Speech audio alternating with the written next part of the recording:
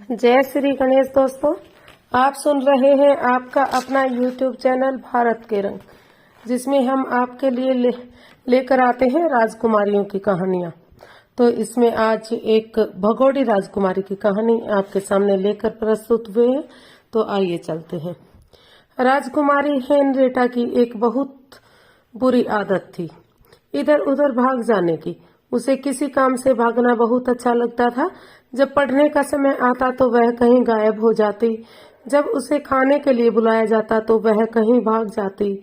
जब उसे किसी से मिलने के लिए बुलाया जाता तो वह इधर उधर छिप जाती।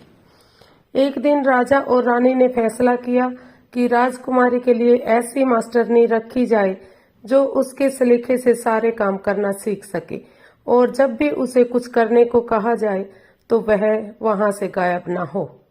फिर राजा और रानी के फैसले के अनुसार महल में मिस कैली को बुलाया गया। यह कोई नहीं जानता था कि मिस कैली एक जादूगरनी थी, छोटे कद की, सेब जैसे गालों वाली और मुस्कुराकर सबको देखने वाली। मिस कैली हमेशा अपने साथ सफेद रंग का एक छाता रखती थी, जिस पर गुलाबी रंग के गुलाब बने हुए थे। जब पढ़ने का समय हुआ तो मिस कैली ने अपना छाता राजकुमारी हेनरिटा की कुर्सी पर टांग दिया। जब मिस कैली अलमारी में से किताबें निकालने लगी तो हेनरिटा ने उठना चाहा, लेकिन वह कुर्सी से न उठ सकी। मिस कैली ने राजकुमारी को अपने जादू द्वारा कुर्सी पर स्थिर कर दिया था, अतः उसे सारा समय पढ़ाई करनी पड़ी। एक दिन दोपहर को महल में कुछ मेहमान आने वाले थे। इस अवसर पर हेनरिटा को पीली पोशाक पहनाई गई। राजकुमारी अस्तबल में अपनी घोड़ी को देखने जाना चाहती थी।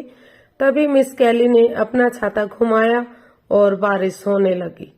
हेनरिटा चाहकर भी बाहर नहीं जा सकी। अगले दिन मिस कैली ने देखा कि हेनरिटा जींस पहने हुए थी। मिस कैली बोली, हेनरिटा, मैं भी तुम्हारे साथ सैर के लिए चलती हूँ। उस दिन हेनरिटा को चाहकर भी भागने का मौका नहीं मिला। शीघ्र ही हेनरिटा समझ गई कि मिस कैली से नजर बचाना आसान नहीं था। वे तो हर जगह हमेशा मौजूद रहती थी। राजकुमारी हेनरिटा ने सोचा, मुझे मिस कैली से बचने का कोई उपाय तो करना चाहिए। अगली सुबह हेनरिटा को एक अच्छा उपाय सूझ गया।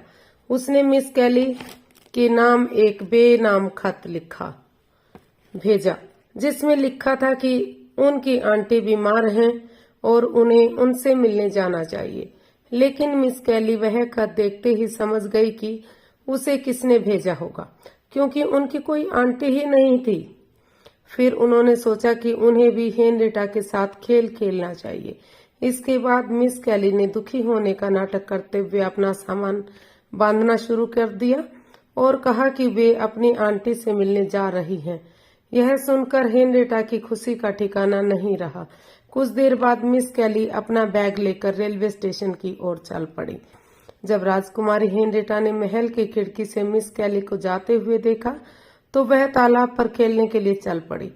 अब उसे रोकने वाला कोई नहीं था, न कोई पाठ, न कोई मिस कैली। लेकिन जब वह तालाब पर गई तो एक अजीब बात हुई। वहां एक मोटी सफेद बतख तैर रही थी। शरारती बच्ची, यहाँ से जाओ, बत्तख बोली। हेनरिटा उसकी आवाज सुनकर हैरान हो गई। वह तो बिल्कुल मिस कैली की तरह बोल रही थी। उसने सोचा कि वहां से जाने में ही उनकी भलाई है। जब राजकुमारी हेनरिटा तालाब से भागकर अस्तबल में गई तो वहां उसे एक नई घोड़ी दिखाई दी।